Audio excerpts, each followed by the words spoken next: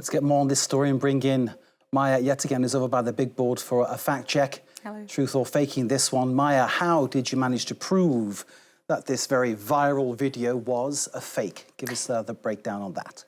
Well, at first glance, this 15-second long video, obviously, you might think that France is at war. Even the reporter is neatly dressed. She looks really unimpressed. But in the background, you can see a helicopter flying here and also a soldier heavily armed. But if you look closely, you will see that these things do not add up. For example, the helicopter, it was flying definitely way too low. And also, if you go back to the beginning of the video and you see the soldier here, and you just show a real photo of a uniform for a French soldier, you will see that it doesn't look the same at all, especially this flag right there that you see on the AI-generated video, but you do not see it here on the real uniform. But for me, the main telltale sign was this sound, because if you can hear clearly the voice of a journalist, you cannot hear any sound, ambient sound, like, for example, the helicopter that we just saw, or the police forces, like sirens, for example, or even the sound here from the crowd that apparently is filming something behind in the background of the scene. Also, this scene is supposed to be airing on Live 24. So obviously, I tried to find out what was this French-speaking channel, and I ran a reverse image search on that logo, and apparently the closest match, it's France 24. But I can confirm that we did not report about such a fake coup in France. And also, I tried to look into that female journalist by running a facial recognition search.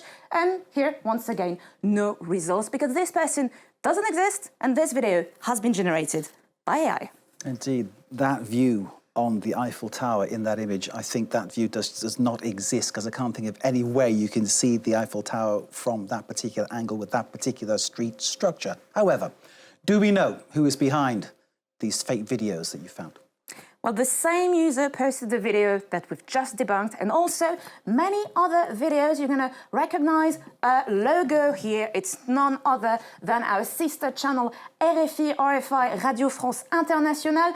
3 videos where you see reporters that simply do not exist. And the same claim in every video is that Emmanuel Macron was apparently overthrown and that a revolution is underway, with people holding signs with words that do not exist in French. Renonçance, never heard of it. It's not a word in French. So who's behind it all? Once again, the same user. The profile is still available on Facebook, and he's not hiding the skills that he has. You see the banner here. It's a person who actually gives a training. He has a business teaching people how to use AI to create videos. And according to his profile, this person is based in Burkina Faso. And our colleagues from Le Monde managed to contact this person and to find out what happened to the videos. They've been taken down by the user himself. Apparently, it's a teenager who answered the questions of Le Monde, and he said, "I don't know why I did it. I just created it like that." He also admitted to being inspired by all the various fake AI-generated videos of fake coup in Africa recently. So, a very talented youngster behind these fake videos. In the end, then, Meta held its ground, never removed the videos that basically made the Élysée angry. In other words, made Emmanuel Macron angry. Exactly. So Meta was asked to remove the videos, as we've heard in our package recently, earlier on, but they refused. Why? Because the community guidelines were not breached, according to Meta. However, a lawyer interviewed by the France 24 Observers explained that even if you are the French president, if you want to order a takedown of a publication, you cannot do it. You have to go to the court and to ask a judge to order it. In any case, stories like this are definitely worrying the French authorities, as the country is preparing for local elections next March and also presidential elections in 2027. The French president has repeatedly warned about foreign interference, foreign influence aimed at sowing discord within democratic societies. We've shown you many times on our program Truth or Fake how AI-generated content can exploit this. Some Some are foreign networks linked to Russia, some are not, obviously, but all are trying to push disinformation in France. So how can you fight against it? There are, of course, some legal tools to fight it on the European level, including on the European level.